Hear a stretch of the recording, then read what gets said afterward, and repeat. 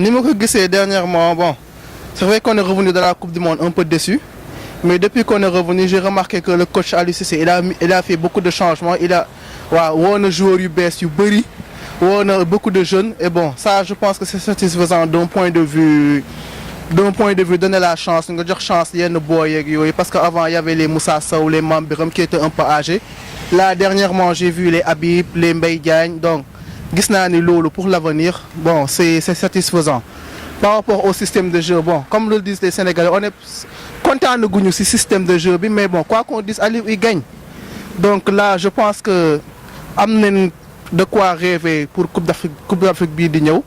Parce que ça fait beaucoup de Coupe d'Afrique qui ont raté, mais là, amener une sorte de fait, Inch'Allah, ni Coupe d'Afrique bi non, je pense pas que du mon tâtonnement là. Parce que tamit ak lu ñu mënti wax que boy yu bees yu ñu woo ñu ngi prouver seen club. Quand on voit l'exemple de Habib Diallo, Mbaye Diagne, boy yu bees yu ñu woo yëpp seen biir club boo leen xoolee c'est des gens yoo xam ne tey ñoom ñoo nekk di doxal seen club ñooñu yoon la ñuy woo leen parce que pour l'avenir après li des du doon tâtonnement. Il faut que, comme on dit, il faut que la mayonnaise prenne. Moi, je pense que le jour où la mayonnaise prendra, on aura une belle équipe. Pour le moment, c'est le rôle de Aliou Cissé à taille, mélanger les talents, faire que nous ayons une osmose. Parce qu'on a quoi qu'on dise, l'Afrique, nous avons une qualité de talent de jeunes. Ismaïla Sarr, Keita Baldé, Habib Diallo, Mbaye Diagne, Sadio Mané. Bon, j'aimerais être un entraîneur pour un joueur parce que je sais qu'il y aura le choix. Bon, je dirais que ça n'inquiète pas. Moi, d'un point de vue personnel, pour moi, Sadio, l'état Moudjoy, moi, par rapport à Salah Bibri la veille, il a voulu bien faire. Il a raté une occasion. Bon, pour moi, il ne devait pas le rater, mais c'est le foot. Dans les double time, souvent raté. Donc, je sais mélange bobu non yep mo nekkon ci xelam mom moko joylo mais man limay wax rek moy ñun sénégalais nañu jappalé Sadio Mané parce que tay goudi ñu nek Sadio Mané lañ am équipe bu nek tay Égypte tay buñu xolé Salah lañ am Salah lañuy défendre. On n'est pas content, on n'est pas satisfait, mais je sais que personnellement man leer na ni Sadio aussi il n'est pas content de lui-même. Donc au lieu ñu koy nek diko sonal diko wax yo xamné da koy abattre psychologiquement nañ ko encourager. Il est encore jeune, il y a beaucoup d'échéances ñuy ñew. Nañ ko encourager na gis sénégalais derrière lui xam naa ni loolu yëpp moo ko jàpp et tout parce que tamit quoi qu'on dit Sadio la ñu am ku nekk bon li nga am na nga ko jéem a kii tey France Mbappé la am Brésil Neymar malgré li muy def erreur yi muy def les Brésiliens sont toujours derrière lui kon tey benn instant Sadio la ñu am nañ ko jàppale nekku fi di def yenn affaires yi il est très simple quoi qu'on dise football lay def et tout bon on n'est pas content mais yàlla baax na moi j'ai motif d'espoir pour gis ni Sadio Mané Coupe d'Afrique bi il fera une bonne Coupe d'Afrique inchallah. Je trouve que l'équipe est moyenne. On peut surtout voir que l'équipe a un problème au niveau du jeu. C'est-à-dire on ne comprend pas trop bien les choix de l'entraîneur au niveau des joueurs qu'il met en place. Il manque pas mal de choses quoi, dans cette équipe-là. On a pu voir des lacunes au niveau de la dernière passe, surtout au niveau du milieu de terrain, quoi. Voilà, on a des très bons attaquants, mais il manque la dernière passe qui fait qu'on peut mettre le but à l'intérieur, quoi. Donc moi je ne comprends vraiment pas les choix de l'entraîneur. Quand je vois certains joueurs, Salif Sané au milieu de terrain, je vois pas qu'est-ce que Salif Sané peut apporter au milieu de terrain et tout. Donc moi je remets en cause par rapport aux choix tactiques et certains joueurs à certains postes. Je pense qu'on devrait vraiment essayer d'apporter beaucoup plus de jeu parce que c'est important. Même si on n'a pas des joueurs au milieu de terrain faits pour, mais au moins on essaye. Et là on est trop défensivement au niveau du milieu de terrain. Donc du coup l'équipe se cherche. L'équipe, on l'a vu dans le dernier match qu'on a fait, on a eu vraiment des problèmes à trouver nos attaquants. Voilà, on avait vraiment du mal et tout. Donc du coup, l'équipe a du mal à se projeter en avant. Voilà, et donc les occasions de but, voilà, il y a un manque dans ce côté-là, quoi, surtout quoi, je pense. Je pense que, comme je viens de te le répéter, c'est des choix tactiques, le schéma tactique. On a des très grands joueurs. On voit un Sadio Mané, on voit un Kalidou Koulibaly et tout le reste de l'équipe. Mais c'est pas suffisant d'avoir des bons joueurs. Il faut apporter quelque chose. Et l'entraîneur doit vraiment essayer de... Je pense que l'équipe te cherche encore et tout. Et je pense que ça c'est bon. On espère beaucoup mieux à l'avenir. Je peux comprendre la lassitude et la frustration de Sadio Mané. Parce que quand on voit la prestation qu'il a fait, il n'a pas fait une grande prestation. Il aime son pays, c'est un patriote. Et je pense que ça l'a fait mal voir le le niveau de jeu qu'il a apporté durant les 90 minutes là, et surtout le but qu'il a raté, bon, ça peut arriver. Et il s'attend à beaucoup plus, et nous on attend beaucoup plus de lui. C'est vrai qu'il tarde vraiment à être le leader qu'il faudrait à cette équipe-là. On attend beaucoup plus de lui, donc on peut comprendre ses larmes, parce qu'il y a une frustration. On voit que certains joueurs, vraiment avec Salah en Égypte, qui est présent, qui fait ce qu'il doit faire, et Sadio n'y arrive pas. Et il est frustré, et donc du coup, parce qu'il sait qu'il peut mieux faire. Et on compte sur lui. Il sait sa prestation, donc on comprend ses larmes. Moi, je peux les comprendre, hein. je peux les comprendre. Mais c'est normal, parce que, comme je viens de te répéter, c'est les choix tactiques. Donc du coup, voilà. Vu que les choix tactiques sont pas bons, donc Sadio Mané, il est pas mis en avant. Voilà, c'est comme je te répétais, c'est tout à fait normal. Parce que voilà, c'est pas comme à Liverpool où il y a un bon schéma tactique et les joueurs qui sont là autour de lui qui peuvent beaucoup plus l'entourer. Mais Sadio est beaucoup trop seul pour moi. Voilà. Il a pas tort. Il a pas tort que moi je pense que les Sénégalais s'acharnent trop sur Sadio Mané. Trop. Et il faut comprendre que le Sadio Mané qui est à Liverpool et l'équipe nationale, c'est vrai, certes, c'est pas le même. On aimerait qu'il produise les mêmes prestations. Mais on ne les voit pas. Beaucoup de Sénégalais sont dans la critique, mais il faut regarder, il y a quoi en dessous, qu'est-ce qui se cache par derrière. C'est que Sadio Mané n'est pas bien utilisé, il n'est pas bien entouré.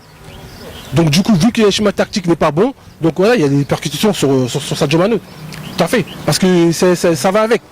Si on veut avoir un grand Sadio Mané, donc il faut tout mettre en œuvre pour que l'équipe ait du jeu, produit du jeu. Et si on n'a pas ça, Sadio Mané, c'est sûr que ses prestations seront beaucoup moins, du coup.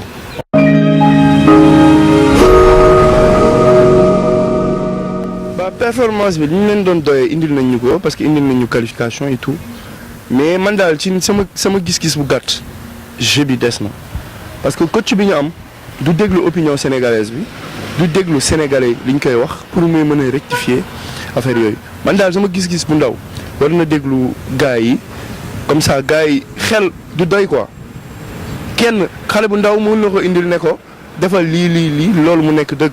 Tu vois, donc vraiment le déglu sénégalais et tout, mais pour les joueurs je trouve ça ils sont vraiment au top quoi. Le cas de Sadio Mané parce que boo xoolee Sadio Mané n'est jamais sorti en cours de jeu, jamais. da koy bàyyi ba match bi jeex bu defee match bu deful match foog mu bàyyi ba match bi jeex parce qu'il se dit peut-être que à tout moment il peut faire la différence alors que non.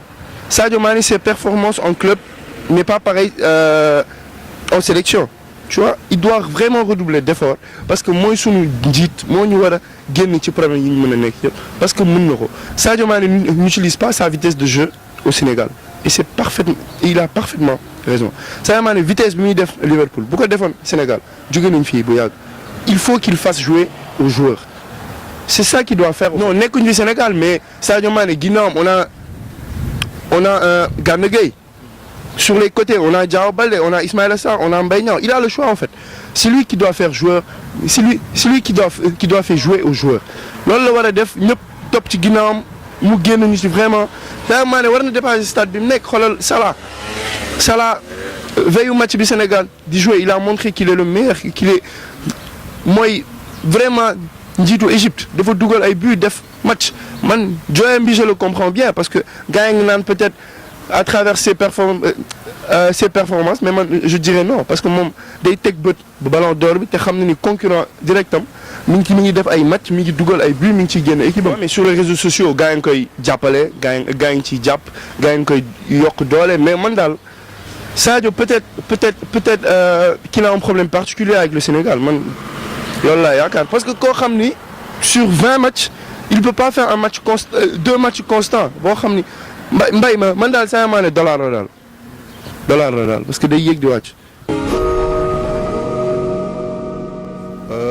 Équipe nationale bi bon depuis c'est vrai que def nañ performance bu baax après coupe du monde bi mais depuis retour bi bon ak qualification CAN bi bon c'est bon mais bon tout loo xam ne lu bees la quand même yàgg nañ qualifier coupe d'Afrique mais bon ak manière bi quoi lañ gënoon bëgg quoi ak manière. bon équipe bi mi ngi dem.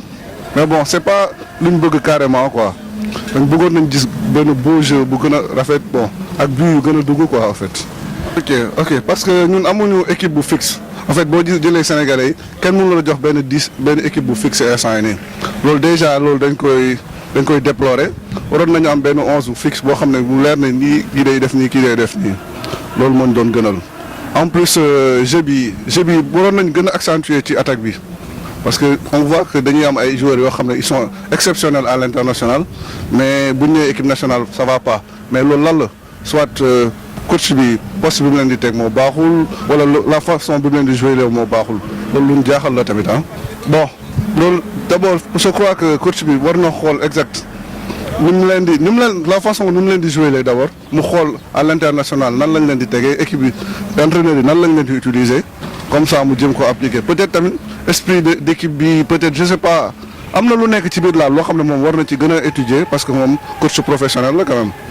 Dans un premier temps je me suis dit que c'était pour des raisons personnelles mais après dans la suite bon gis naa intervention yi ci réseaux sociaux yi à ce qui paraît li mu deful bon match la peut-être bu dee loolu la bon am na droit jooy quand même parce que li ñuy xaar ci Sadio Mané dafa bëri li ñuy xaar ci moom dafa bëri peut-être ni mu répondre à ça peut-être loolu moo tax muy jooy quand même peut-être loolu laa jàpp mais raison la pour muy jooy raison la parce que il doit beaucoup à l'équipe nationale il doit ñu gars li ñuy xaar ci moom dafa bëri te loolu moom moo ko liggéey parce que c'est un grand joueur au fait à l'international loolu c'est tout parce que da nga koy xool par rapport ak Salah rek la moom moo def bokk na ci li qualifié loo équipe am ak ñeneen ak joueurs à l'international yoo ay africains yoo xam ne ñu ngi nekk à l'international par rapport ak li ñuy indi parce que moom c'est un flambeau quoi bu ñu nee sa équipe nationale sa xel bi ñëpp Sénégal ñëpp day seen xel day dem ci Sadio Mané donc il doit mu accélérer passe dugal loolu lépp la ñuy xaar ci Sadio Mané en fait te gisuñu ko en fait à vrai dire